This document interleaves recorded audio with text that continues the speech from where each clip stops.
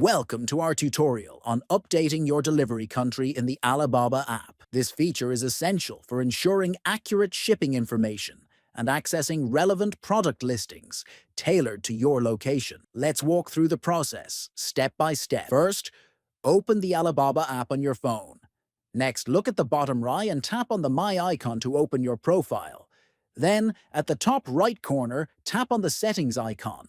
After that, and select Delivery. Now, you'll see an option to choose your country. Select the country you wish to set as your delivery destination. Finally, confirm your selection by tapping Confirm. By following these steps, you've successfully updated your delivery country in the Alibaba app. This ensures that you receive accurate shipping information and relevant product listings tailored to your location. If you found this tutorial helpful, please consider subscribing to our channel, liking the video, and sharing it with others. Thank you for watching.